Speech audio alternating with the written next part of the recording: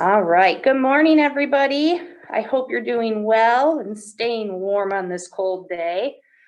My name is Mrs. Fenning. I am the Early College and Career and Development Coordinator here at Clinton County RESA. I'm super excited to have all of you with us today. And today I am at the Clinton County RESA building in our Allied Health classroom with Mrs. Stutzman, and she is going to tell you a little bit more about her program and show us around. If you have any questions as we're going through, please put them in the chat, and at the end, I'll be sure to get to those. So I'm going to turn it over to Mrs. Stutzman. So there we go. Hello, Mrs. Stutzman. Hello, good morning, everyone. Thank you for joining us. And I just want to tell you a little bit about our program. Again, my name is Mrs. Stutzman, and I am a nurse by trade. I have been teaching this class for a few years now, quite a few actually. But although I'm a nurse, I don't want you to think that this is a nursing class. The goal here is to introduce you to health and to let you know about all the different careers that are available. That career list changes all the time based on need, based on different things that are happening. You know, a year ago, who would have thought we would have still been in the pandemic and dealing with this disease that we're dealing with right now? It has changed not only the way we work, but it's changed healthcare as well, and we're dealing with it. So that's the type of things I'd like you to know about when you come into Allied Health. If you are going to come into this class, there are a few things that I think you should know. First of all, the class meets in St. John's, and we are at the RESA building, but we do some components where there are days that you will be online and you will be at home or at school, and you'll be doing your assignments there. So you need to be self-disciplined and motivated. You need to have internet access, and so it'll kind of be a combination from that. This class is not easy by any means. That is very academically heavy because we're preparing you to care for patients, and you don't get a second chance sometimes when it comes to saving a life. So we want to make sure that you are prepared and learning. So to come into this class, you need to be willing to work. I would like to say that it is one of the hardest classes that you've had, but yet the most fun, because if you enjoy what you're doing, it's not work. And the goal here is for you to explore health careers and things that you could go into. So make sure if you're joining this class, it's something that you're interested in doing. If you change your mind and decide that you don't want to go into health, I don't want you to feel like it's wasted. We all have a body, we all get sick, we all need to know how to take care of ourselves or take care of others. So the information is useful no matter what you decide to do as time goes on. I am an LCC instructor, and so this is direct credit through Lansing Community College if you earn a grade that allows you to earn credit. And so I've written on the board here the 3 classes that you can earn college credit in. The first one is called Intro to Health Occupations, and that can give you 3 college credits. And in that class there, we look at kind of the entire process. We look at healthcare settings, the history of healthcare. We look at how you bill insurances and that type of stuff. We look at controlling infection. And so there's a whole lot of things that we look at there that is kind of broad spectrum for different people that are interested in some careers maybe that aren't necessarily direct patient care. Medical terminology is probably where we spend the majority of our year, and in that class we talk about anatomy, physiology, diseases, and medical terms. And so we probably spend about half of the year in this one right here. Students really enjoy this because this is when we start looking. I'm going to kind of sneak as we're doing it. We got to look at the body here. So we're going to use this model a lot. Would be looking at the heart here, and would be looking at both the interior and the exterior and how the heart works. We've got to relate that to the lungs too, right? Your heart is going to be housed in here. And so we would have to, helps if I get this in right, doesn't it? And so we would use this model. When we studied the digestive system, we're going to look at your stomach and how that works. So we have a lot of different things that we use here for hands-on. And then we got to talk about diseases. Before you can understand a disease, you have to understand the normal. How is the body supposed to work when you're healthy? Here's what happens when you are sick. And then we'll do medical terms to go right along with that. So we spend a lot of time in this unit right here. The last class that you can earn healthy lifestyle.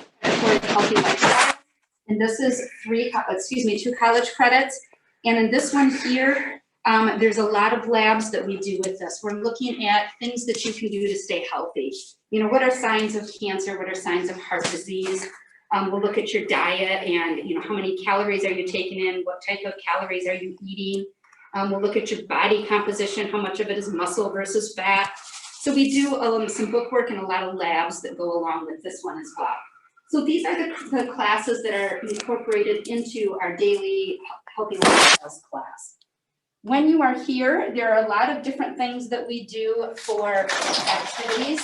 Yes, we spend a lot of time taking notes and learning, and I tell you a lot of stories, and I do things that hopefully will help keep you engaged.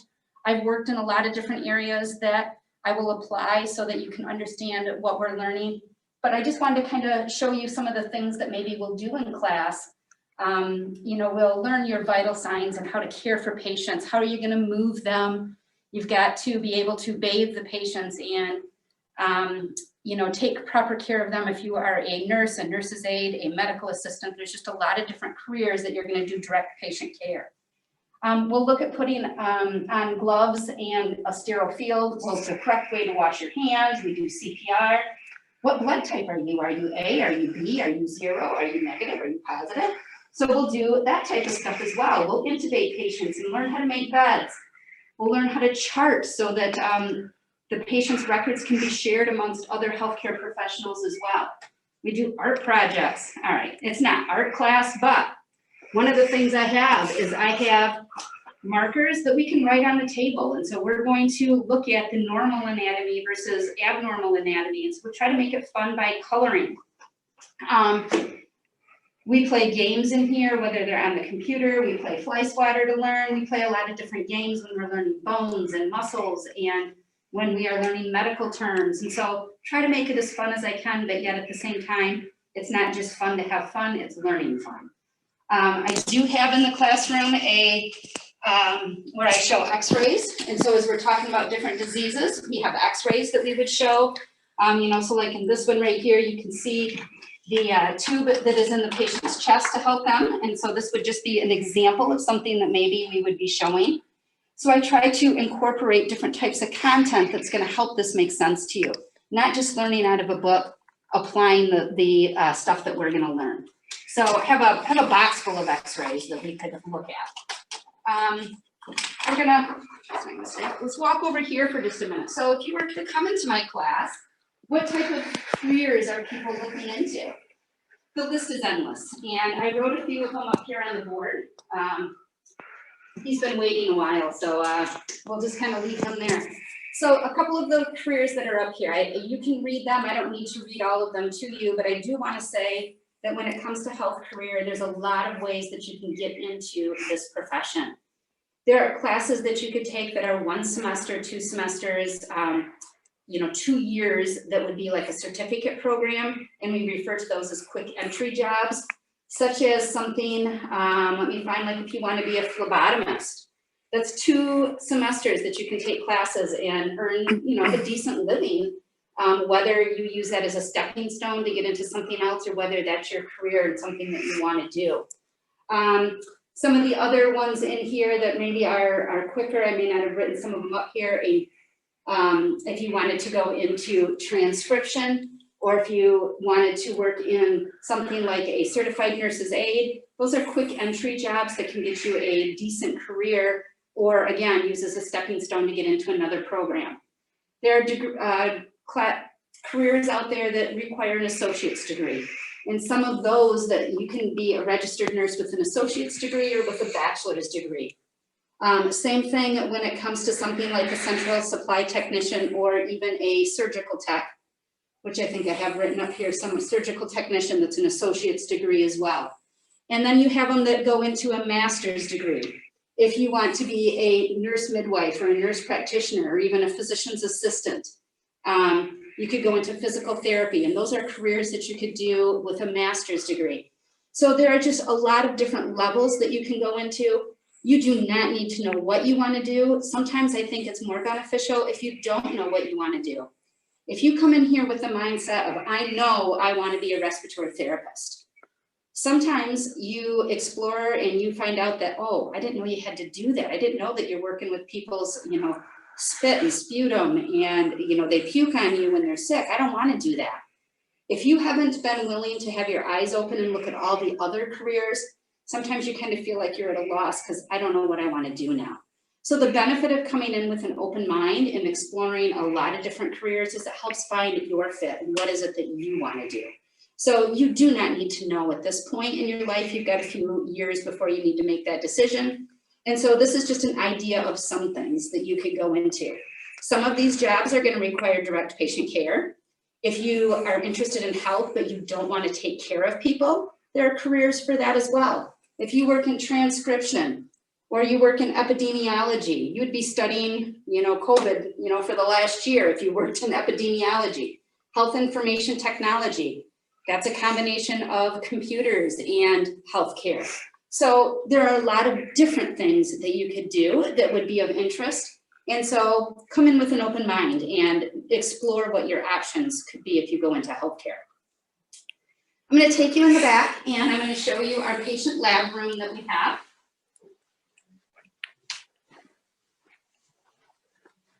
In this room here, don't be weirded out. We do have some mannequins in here. And so when you come into our patient room in here, this is supposed to give you an idea of what it would be like if you're caring for patients. So if I was coming in here and I had a couple patients, I have a curtain here that I would want to close for privacy. What I'm doing with patient in bed 1, patient in bed 2 doesn't need to be seeing what's going on. So you're going to learn the correct way to care for patients when you are working in a healthcare setting. We have beds in here that have the rails, the beds move up and down. We have sheets, we have wheelchairs. We have a lot of different equipment in here to help you use and see what it would be like if you are working in the healthcare field. What you're seeing right now that Mrs. Fenning is scanning over there is you learn how to put an intubation tube into a patient if they're not breathing, if they're having an allergic reaction, and you need to make sure that they have access to their lungs so you can get air in. We can practice that here. And so we have different things like that. I don't happen to have the CPR mannequins here right now, but we'll learn CPR and you'll practice that on mannequins as well. Here's one of the bamboo bags that you would use if you are giving CPR on your patient. When it comes to using a stethoscope, everybody thinks, oh, you just put it in your ears and you listen. Well, that's true, but there's some tricks to it so that you can hear better. The ear piece moves in here, as well as the end of the stethoscope moves so that you, depending on what you were listening for, which side of the stethoscope should you be hearing. And so all of this is stuff that I hope if you come into this class, you enjoy.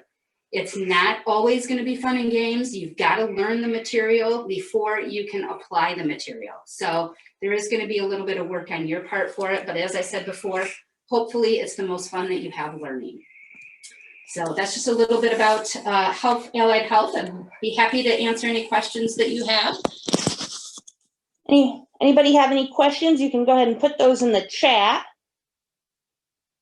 Not seeing any right now. We'll wait just a couple seconds, and while we're waiting to see if anybody puts any questions in the chat, just a couple things from me here. Oops, sorry, my finger's in the way. There we go. So if you are currently a junior or a sophomore in one of our Clinton County high schools, you are eligible to apply for this program. But you do have to be in good academic standing, meaning you've passed all of your classes you need to graduate from high school. And you also need to be in good behavioral standing. Your next step would be to see your high school counselor for the application information.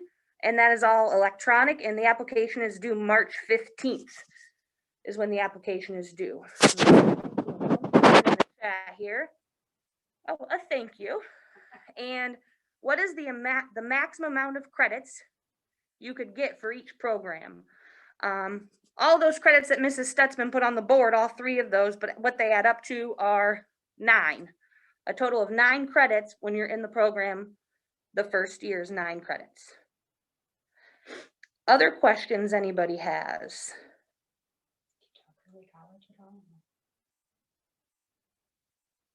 All right. Well, thank you all so much for joining us. I hope you have a great day today, and we'll hopefully see you next year.